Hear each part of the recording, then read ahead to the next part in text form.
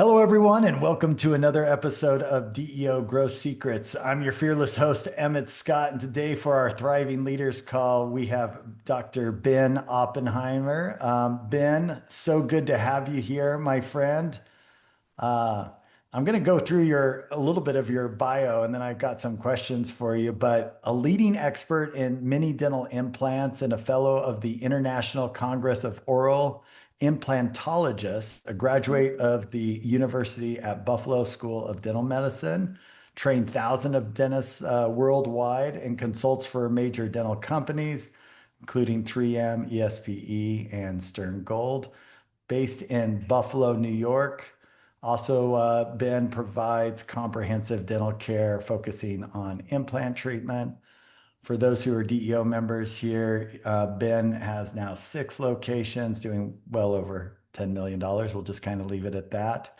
And he's just an awesome guy. So, Ben, thanks for being on. I'd love to hear a little bit about your journey, just like how you started and decided, I'm going to open a practice. And then, like, oh my gosh, I got 6 practices and chaos here. So, Well, it's now seven, but yes, oh, okay. I- Sorry. That was yesterday. seven. Yeah, it was yesterday, literally 2 weeks ago. The seventh practice has 28 dental chairs, Oh and my that's goodness. my mini hospital, and that's where I'm based out of. But I always love, first of all, thank you so much to you and DEO and everybody because I probably know a bunch of you on here, and I've met you, I've shook your hands, and you've helped me. And so, vulnerable, absolutely. Crushing it or getting crushed, I would just lean to getting crushed in that thing. I really want to make sure that everybody knows that I don't want to tout any brilliance here. I want to tell you my journey and be helpful to you, and hopefully you get a pearl or two, and the mistakes that I've made you can avoid. I see that my coach Jordan is here on the call. Thank you very much, Jordan, for all of your help and assistance with my team. We'll probably talk a lot about that, I imagine, Emmett. Yeah. But my journey started when I was a child because I'm a third generation dentist, and I call that the unfair advantage. Imagine if you started your career at 5 years old, sitting around the table and just hearing things, right? Just the way that the talk is around the table. They're talking a little bit about the difficult patient or whatever it may be. And then you hearing things like, well, the marketing component and the phones were ringing when we ran this ad and all of this stuff. So it was basically inevitable that I was going to open up a lot of practices. Dentistry got boring really fast for me. After Mm. a few years, you just jump into implant dentistry from general practice. Um, uh, then the rest of my life is about mastering communication to close more cases, and that's basically it. So communication is now essentially all I work on, whether it's with my team or with my patients. Learning from Jordan, learning from you, Emmett. Understanding the DEO, and then yeah, all the little fancy shiny things that I have to avert my eyes from so I don't get distracted from the main game. But yeah, that's me. So you start when you're 13, you commit to being a dentist, and every summer you work hard and starts by sweeping the floors, and then you end up graduating and getting started. And my first week in practice, I placed a dental implant. Didn't really know what I was doing. It felt so fast and easy. I just was like, wow, if it's that easy, then that's it. It was within 2 weeks that I was an implant dentist with no fellowship or program after dental school, just getting into it. And then so I kind of fell in that trap, and actually would probably get to it a little bit too. But the one of the biggest problems that I have is that I'm still the top producer in the company with a dozen dentists. And so Mm. what do I do to be a better leader when I dropped a little bit. I'm about $4.5 million a year this year in Wow. revenue for me, right? And so what am I going to do? How do I become a better leader when everyone wants to see me? Yeah. So there's a struggle there, and maybe a cautionary tale for the future leaders here on this call. And how do you scale? Well, you know, duplicating yourself is a challenge when it comes with technical skills as well, right? It's fascinating. I love the saying that the weakness is the overuse of your strengths. And as you do hone in, I think for many here, being great clinicians is their strength and continuing to push on that capability and get better and better and more CE and more production, et cetera. And then to your point, Ben, one day you kind of bring your head up and go, man, the biggest liability is that I'm such a big part of this production. If I'm going to produce or create a passive income company here, I'm going to have to kind of figure out how to untangle this. And I think what makes it more difficult, I talk about the two chasms. One is going from clinician to entrepreneur. And that one, of course, everyone here has crossed that chasm. There's a little bit more excitement, dopamine, anxiety associated with that that drives us across that.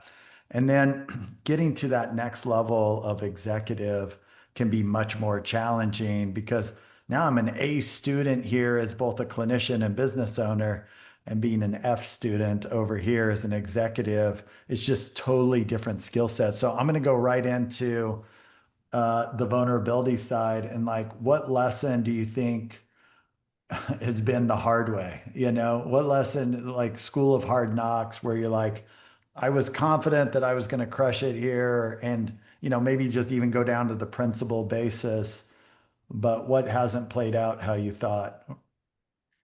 Okay, that's a really good one. I think that if you're really great in clinical dentistry, imagining that um, number one, you can hire somebody um, and they can help to replace you, even in a proportionate share, because even your communication style with your patients is a huge skill set that you've learned. If you're in on this call, what you're saying is that I've mastered something and you know exactly what to do.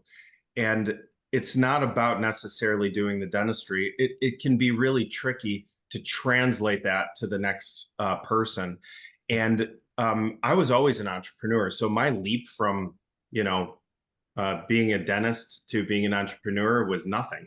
That was ingrained in me.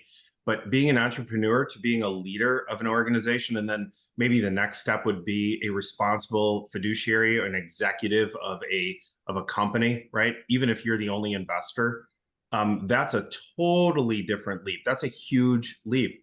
How do you lead people? How do you find, hire, and lead people to be the type of people that will help to duplicate themselves in your image, right? Mhm, Or at mhm. least in the image of the vision that you're creating. Very difficult. I'm still absolutely struggling with that. And once I think that that's broken, then you end up in a totally different place. You're in a place where you have now a team. That's the mailbox money, like you said, like the um, uh, uh, passive income, right? So, but you're still there to provide that leadership and that guidance. In dentistry, I think it's quite hard. There's a lot of interactions. There's a lot of different processes and systems. It's I like to split up this kind of like these categories, like what business am I going to get in next? Well, I'm in B2C right now, business to consumer service. And then there's business to consumer products that I could be in. Then there's business to business service. And then there's business to business product. And so I'm thinking along the spectrum of what is the most difficult. I mean, business to consumer service is a very hands-on type of environment. I don't you have to duplicate people, processes, systems, and service levels for people. I mean, I think that we're in one of the most difficult fields to manage a scalable business. And I mean, do you think I'm out of my mind here, Emmett, or am I on track with No, no, this? no. Having coached in a lot of different industries, one way to frame this is if you think about manufacturing, you have people at the top level, and then you typically now have some kind of robotic capability that's working on a physical product here, right? If you look at a typical service business, let's take law firms, et cetera, you've got people in middle management, and then they're delivering a physical product, like tax return, estate plan, whatever. When you're in healthcare, it's people with the product being people, right? And so you've got the most complex, it's like a multiplier of complexity, which really what it is it's a multiplier of leadership skill set requirement. And I think when you combine that with what you're saying, Ben, where it's like, as an entrepreneur, I'm really good at seeing a problem, solving a problem. As an executive, I see a problem. I organize that against all the other problems that I might have. I then work with my team to see if they can see the problem. I collaborate with it. Like that's the executive role. And most of us are terrible at that. It's just Right. such a different skill set. And for a lot of us too, as executives, we don't have to be I mean, I'm sorry, as entrepreneurs, we don't have to be super patient. We see a problem, we fix a problem. I want to learn how to do implants. I go do my CEs. I go start doing that. I start, but if I want to now scale associates, now I have to have dramatic amount of patience. I have to be able to operationalize all my intuition. It's just such a different skill set. And I mean, clearly, Ben, you have some level of that. You don't get to, 7 locations without having to do that. I'm curious how your leadership style has evolved. And of course, this is a constant fight for all of us to put down the dopamine that always just wants to go after the shiny, to put down the anxiety and to really be more organized and more thoughtful and focused. How has your leadership style evolved in your organization from where you were if I saw the Ben from 10 years ago? Yeah, and we can even go back to 20, right? Because I started as an entrepreneur in my office, and it was my way, and I was micromanaging everything, and it was very important for me to, be the controller of the knobs in the company, turning up a little, turning down a little, making sure that everything was all tidy and clean, and doing it exactly our way, which is actually a really good start if you're going to build a framework for something. You know exactly what you want for the future. Um, but what ends up happening is that you can also take all of those four people that you have in your team at that time, out to lunch, out to dinner, treat them well, make them feel like, this is a great work environment. You are the controller of that culture. You may not even think about it that early on that you're creating culture, but that's it. Now, translating it to leading people that have to lead the teams that are outside of your orbit, your specific environment that you're operating in, is a different skill set. Some of the changes that I made was I needed to let things go, and luckily, I'm also self-funded, right, through banking relationships and all this. I have no other investors, no other partners yet. But I think that one of my struggles is that I probably need to find some partnership soon. Either way, um, as I'm going through this journey, I'm recognizing things that are really important. Like I have to be a little bit more patient with some people. Everybody's not like me. Everybody doesn't have the same personality traits. I have to understand them. And again, going back to that initial comment, communication, learning communication is super important. Learning negotiation styles, never split the difference, reading all these books, Mm. listening to these podcasts, really just doing a deep dive. Like whenever I'm struggling, I'll just be like, all right, well, I clearly don't have a skill set that I need. Um, and I need to go and dive in and figure it out. So I get an audio book, and that's all the things that I listen to in the car for that week. And now I've read a book. And so hundreds of books, maybe more, of Yeah, just I love learning points. what you keep alluding to, which is a lot of times I'll see entrepreneurs, ironically, because they're very ambitious people, fall into this victim martyr kind of scripting. And it's very easy to do to say there's just no good people in the world or they're just terrible, etc.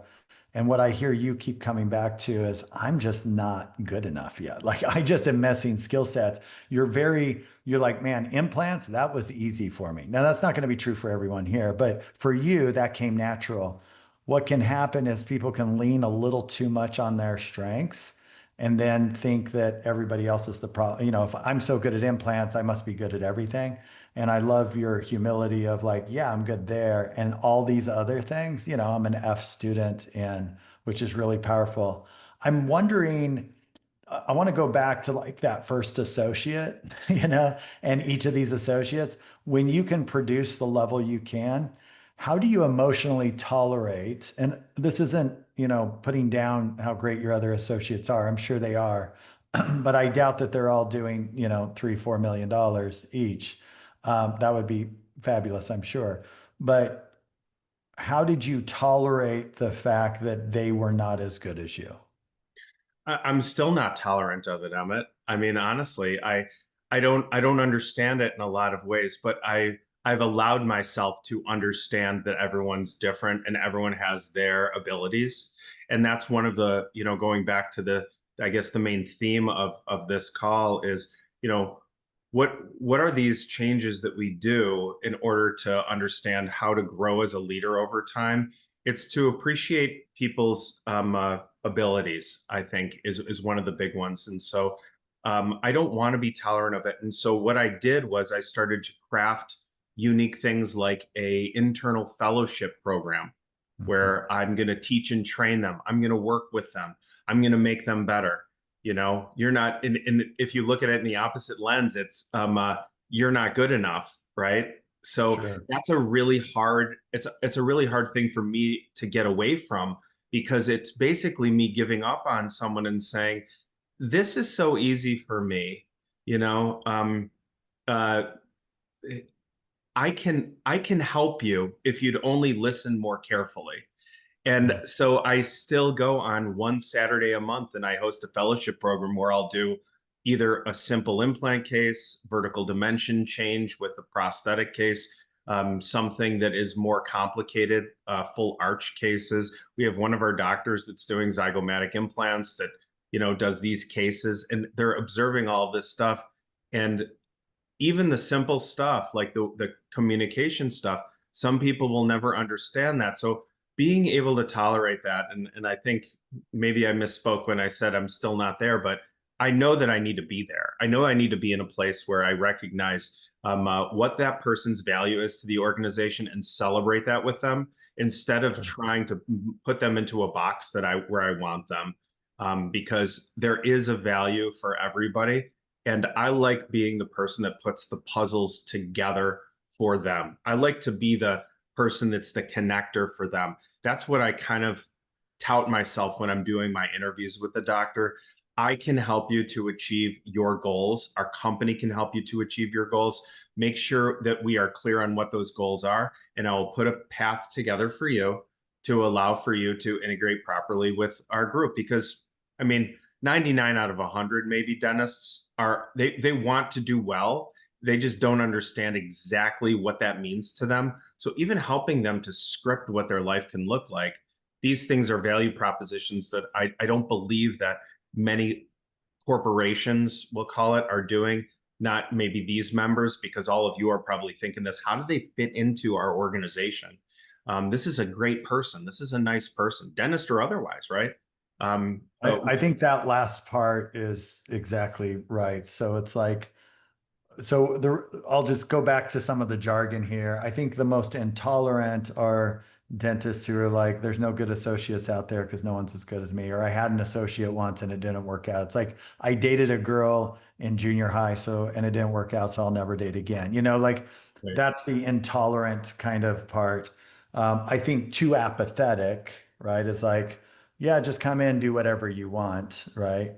And I think somehow being in that tolerant developer is true leadership, where you're like, hey, I can appreciate where you're at. And I also know I want to leave you better than I found you, right? I know that you're interested because you're human, you're interested in being developed. And really, my task is to figure out what is the path of development to create for you. The most important position in any of your groups is the chief dental officer, right? That is the individual developing out the product. And what's tough is the better you are at something, the harder it is sometimes to be the mentor and trainer. You guys have seen this, by the way, with like individuals who were really great dental assistants and you tried to make them like the office manager and they just wanted to go around and say, everybody just work harder, because it came so naturally as an A-type personality. They actually weren't really great development people. So I think what you've said, Ben, is super helpful for a lot of us, which is you're constantly working on what is the next step that I need to put in front of them. I think of it like Candy Crush, it's like swipe here. Congratulations, you won, swipe, swipe, they just kind of build on themselves so that people feel successful. And so you accept them where they're at, and then you keep building like the next rung in the ladder to get them to the next. I mean, clearly, just from what you're saying, some of your dentists are now crushing it when their clinical capability as well. Right.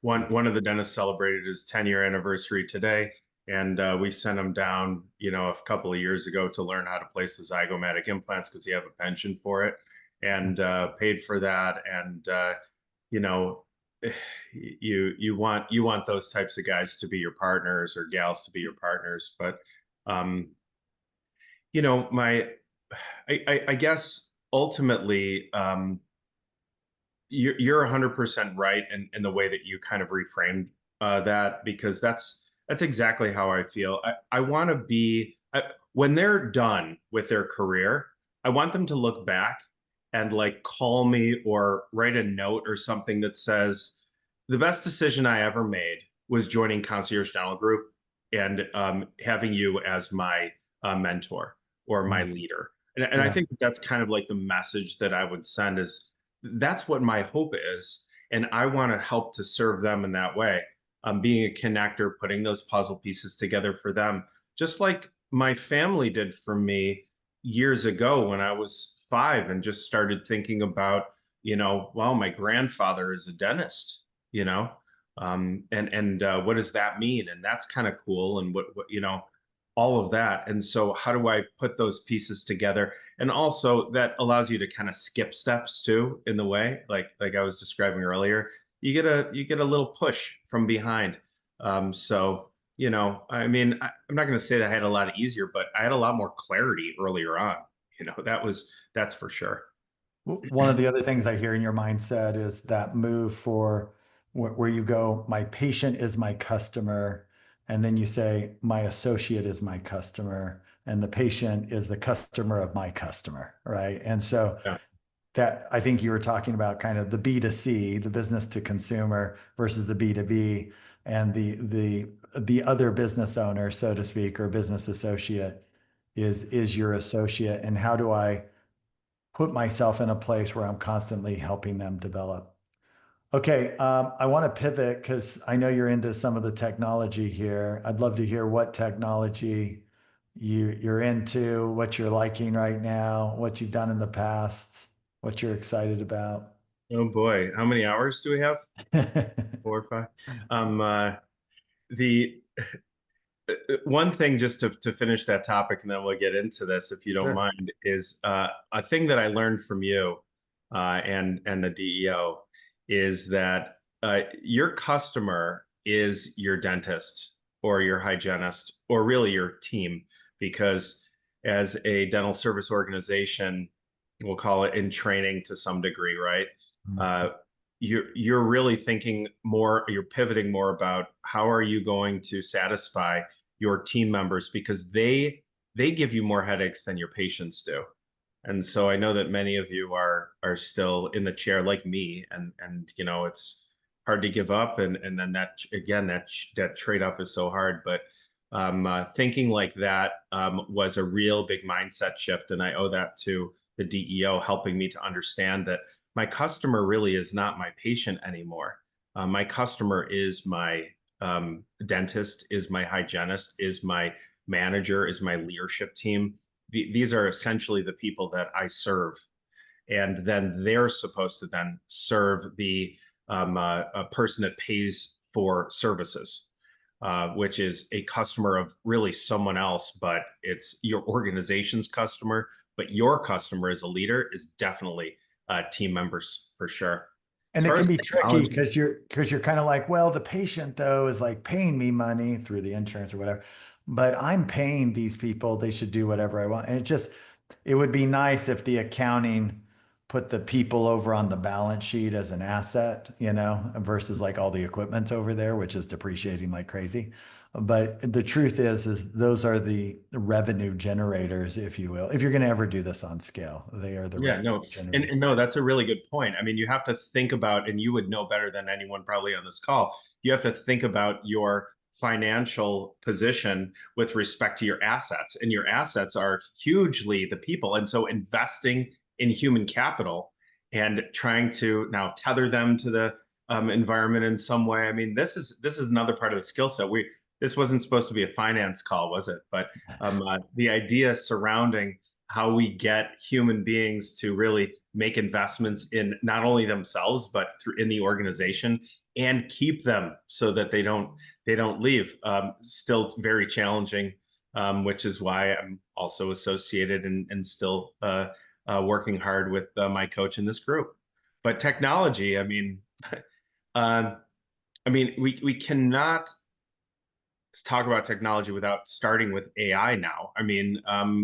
The current Yeah, administration. what are you testing out right now? Is there anything you're kind of on the fringe of like beta testing for all of us so you can tell us whether it works or not? Yeah, I'll tell you some of the mistakes I made with AI, and then I'll tell you where I'm going to land on this. But Let me start with this, and we'll do AI in a second. Many years ago, over a decade ago, I got involved with intraoral scanning, and I hated the connection that Sarah had with an integrated mill. I didn't really understand why they had to charge for this package, but it is really hard because I owned a lab, and there is all kinds of titrations and testing. You need machining guys to tweak all of these settings to get all of this stuff perfectly right. So they really were onto something, but it just didn't feel good to me because I don't like anyone to have control over me. If you're an entrepreneur, you want to see where the advantage is. You want to figure out where the 10x return is or more. And, all of that technology from intraoral scans to the final, it's very helpful and valuable to me. And I've been doing a lot of appreciating of new materials in that space and helping to understand how to make workflows better with less machines and equipment. So So less give an example. expenses. What are you playing with right now? Well, the architecture that I like to use is whatever the best of breed is, and I still think it's the three shape environment. But what I try to do is full arch cases without having to use photogrammetry, and working with labs that use alternative materials instead of zirconia for full arch cases. So that's a really big one. But Uh-huh. this relies on you to make connections with all kinds of unique kind of individuals. But keeping it simple, intraoral scan and making sure your laboratory technicians understand where the settings are. I don't use any models and anything. We call it the plop factor. You take a crown and it plops right in. So you have no adjustment time, no nothing. Same with screw retained crowns for implants. Same with bridges. You just want plop factor. Some of you probably have experienced this because it's not that it's that unique, but working hard to make sure it happens every time means talking to your lab technicians and making sure they know when something didn't work right.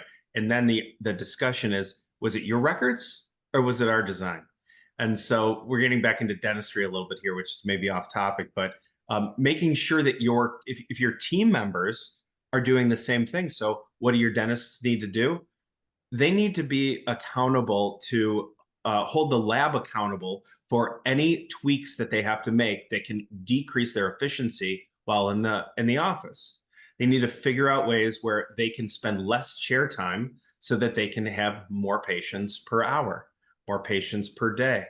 And so I think that that's a really powerful part of digital dentistry, and being able to have your team members be able to sell cases that they would normally be uncomfortable with using traditional methodologies with wax ups and all of these things, being able to deliver a case that they know will be delivered properly. So no contact changes. I mean, you've probably seen these all with these guys that have in-house labs where the guys still are layering porcelain on this. I mean, they're doing it for them. This is the digital realm version of a ultra high-end Manhattan style clinic that we just can't generally afford and is not scalable. 100%. Okay. That is not a scalable opportunity going from Manhattan to Dubai to take care of the kings and queens of all over the country. We don't do that. That's not what we're here on DEO for. But still value and understanding that digital can get you there so long as there's a lot of coordination. So, you know, I ask my dentists, have you had a problem with your dental crowns? Yes. Have you talked to the technician who did it? No. Why not? Well, I just made the adjustment and that's fine. That's costing you all money right now. You Mm. know, talking to them about making sure that they're building a relationship, because their technicians also want feedback and they say, Dr. X will tolerate slop. That's okay. We'll Mm. just, I can do this one real fast. I don't have to check the contacts. We'll let him adjust it. Happens all the time. And, you know, it's a point of contention for me because that's my money. That's my efficiency. So this is a cultural thing for you that you'll build out as a skill set for your clinicians is how to communicate with the lab. Absolutely 100%. Everybody knows that that's a pet peeve of mine. If the lab doesn't do it exactly right, you call them and you spend time on the phone with them. And then what happens is you have to spend less time on the phone with them. Even if they get 5 out of 10 of the crowns perfect, then you're in a good shape. And then when you get 9 out of 10, then you're on cloud nine, because then you have no adjustments. You don't even have to do any work. Your assistants can do most of the stuff. And then you come in there and, you know, squirt something on it and be done. Yeah. Those kind of things, those little nuggets there are super helpful because that's an element of leadership, right? An element of development, a level of system. It's amazing how many millions of dollars all of us have on the table from a conversation we're avoiding, right? Whether it's with the x-ray tech, an office manager, a lab in this situation, because those are some of the scariest things to do. And so that's a really cool takeaway, Ben. All right, Yeah, anything on the, oh, go ahead. yeah, no, people think, I think that that's another thing. It's a personality trait of mine. I'm not scared to tell somebody how it is, but they don't like the way that I say it. I have to do better being able to translate and communicate my ideas. So when I say it, it doesn't come across, because I don't have enough time to explain to them exactly what they're doing wrong. I just want to tell them they're doing something wrong, go back and fix it, tell me what you think it is, and I'll let you know if it was the right idea or not. You know, and I'm still working on how to soften that edge, because I'm rushing. I've got, you know, my brain is spinning like many of yours all the time. You don't have the time to, you know, hand hold a dental technician that you're paying essentially to do you know, this type of work. So yeah, softening that Ben, edge have you started using AI for this yet? Um, you know, I on my home screen of my phone, I have all these widgets up here, and one of them is ChatGPT. That's my best friend. You know, I that's love it for my smartest. conversational softening. So I'll be like, hey, I'm really frustrated with this. I need to have this conversation. Can you help me role play through it? It's So good, yeah, so it's good. fabulous. All right, where else are you using AI? Where do you like AI? Yeah, so AI, I mean, right now, I want to see it in robotics, but we're not going to talk about that because there's nothing real to really talk about yet. But it's got to replace human beings. And I was just featured on someone's Instagram feed or YouTube or something, where I was talking to them, and the concept of AI should be this in my mind and my kind of my heart. Um, all of the things that you keep asking your people to do that are repetitive tasks that they don't want to do, that you know are not creative, that you can't imagine doing yourself because it's 100 times the same version of this phone call to get a patient in, call back this patient. That's what AI should be doing. All the creative stuff and the fun stuff and the human interactions, that's what human beings should be doing. By being a credible and a capable workspace that integrates AI in some way in your business units, is going to allow for your team to think that you appreciate them more. Hmm. It doesn't take away jobs. It takes away I was about to say something wrong, but the crummiest jobs. right?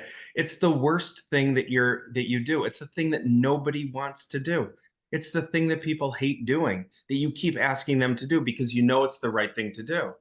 And if only we could rewind the clock 50 years, maybe it would be the normal thing that people do. But nowadays, people don't want to do that. They want to have things automated. So phone calls, anything with texts or messaging, things that, like you're saying about um, utilizing it for in that way. I mean, even just if you start simple and just say, I'm going to commit to using Chat GPT when I have a question at any point in the day. I'm going to use that instead of call my lawyer, call my accountant, call my friend, call my partner, call my somebody. Call that person, the AI person that you have on the other side. Starting there is a good way to get your mind thinking, where do I go when I have a question about anything? And then you'll see what it is. And incidentally, if you get a paid version, it starts to know you. And I think that even though we can't see the algorithms behind the scenes, it's remembering previous conversations and helping you to grow on those. So it's actually quite good. I mean, if you've ever used Siri, it doesn't know anything about what happened with the last thing that you asked it. So don't use that. But these generative pre-trained models, that's GPT, generative pre-trained models, are starting to build a file on you, good or bad, and they're understanding your relationship with it. Um, that's a really good and important way to start. And then, yeah, chart notes, whatever. There's all kinds of different tools and things, but a lot of the tools aren't there yet, in my opinion, because of the types of integrations. Do you want to talk about that for a minute? Well, I think here's the bottom line is every 12 months it gets 10x better. Yeah, So it's crazy. if you don't like it today, we'll just wait till next month. And we're on this really fun curve right now. I actually feel after our last event, seeing the 80, innovation partners, as I call them, that were there, the different vendors, and I felt the most hope around what's coming because as this labor cost has moved up, and frankly, our team members, they want to work at the highest level too. And I love what you said there, Ben. They don't want to be doing those repetitive tasks. I see a light here at the end of this tunnel that's coming. And I think every one of our events, we're just going to see these innovation partners, which I love because these vendors are investing real dollars into solving problems for me, which I love. And That's they're solving some front desk problems, they're solving some insurance coordination, some RCM issues, collections, et cetera. And as they get better and better, they're just going to drive down these costs. And then I'm able to be able to pay my people a wage with all of this, inflation that's happening, but less people than before. One question that did come in is, can you kind of talk about labs? Would you suggest, everyone center themselves around a lab for their practice or group of practices to build a more intimate relationship, to have that accountability, to have that consistency? And what do you do when you have dentists who are like, well, I want to use this lab or I want to do that? Yeah, that's tough. In my contracts with my doctors, I used to say, like, this is the lab that we pay, and we pay 100% for it, and you can choose any other lab that you want and pay 100% yourself. Uh-huh. Um, so It's a nice way to give them choice, yeah, it's So, like you get a choice. Either I'll do everything if you follow my instructions, or you can do everything if you don't. Um, I When I was in dental school, and again, remember my multi-generational background, I was introduced to a lab technician. I didn't know how to set up teeth in my denture. And my final, I had to go in and I said, hey, I really want to learn how to set up a denture. A technician was sitting right next to me that's done it, smelled like he had smoked 50 cigarettes just before I walked in to the place. And uh, I sat down and said, I'd really like to do it. Would you mind showing me how to do it? And he said, no, but if you go buy me a six pack, I'll have it set up before you get back. And so lab relationships are about like human relationships. I'm not saying that's a good idea or a bad idea. What I'm suggesting is that you meet people, you talk to people, you honor them, and they honor you back. If you want to have a specific type of cut back on your crowns for contacts and all of that. It's not just about filling out a piece of paper and sending it into a large laboratory or a small laboratory. You gotta, be communicating with them and building individual relationships. I think especially the more complicated the cases you're doing, the more important that is. Have them sponsor a lunch. You go to their place and all of that. But that to me is a pretty straightforward relationship. It's just the way that you want. You're setting a standard by building a relationship with somebody that has a standard that they can set with you. So you'll be able to tell whether or not that's the right person by just a simple communication, simple call. Ben, there's been a natural theme to this, and I really appreciate it, which is at the end of the day, you've got to nail it on the clinical patient side. You got to push yourself as far as you can to really take care of the patient. And then you have to realize that that's just the commodity of your product, and then turn around and work on your leadership skills just constantly. And that's been the theme that you keep hitting on. And I really love that because I think that is the formula to scale. If we put it in two buckets, is take care of customer number one the best you can, and then turn around and take care of customer number two the best you can. And just know that it's going to be a personal development game, which all of us are signed up for. I mean, if you think about business, it's the ultimate CrossFit personal development. Just when you think you're like, look at my overhead press, and it's like, all right, let's see your handstand push-ups.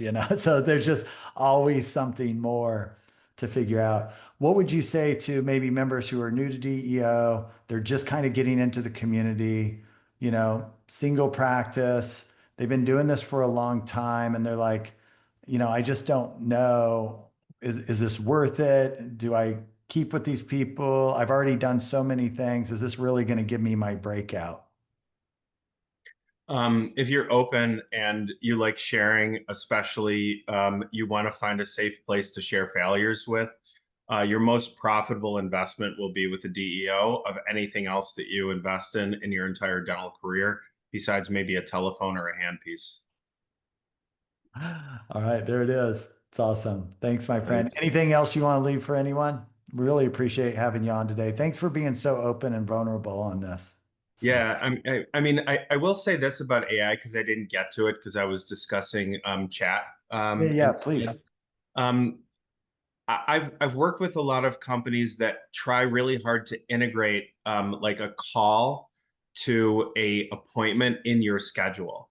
And what I want to say is this: you don't really need that. You need a call to a lead that needs to be called back. Mm, So you get to reduce the workload by your front office team by 100 or 1,000, or we'll call it infinity because they can just keep calling. And then you get lots of leads.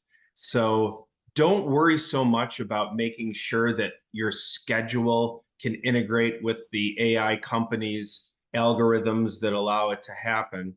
Find somebody that can just get interested people from your own book of business, not even new books, because they can call them every day forever. And then you'll have those leads. So it's um, awesome. I can help with people finding those things, but that's where I found the sweet spot is, and that's working better for me than any AI integration that I've chosen so far. Keep it simple.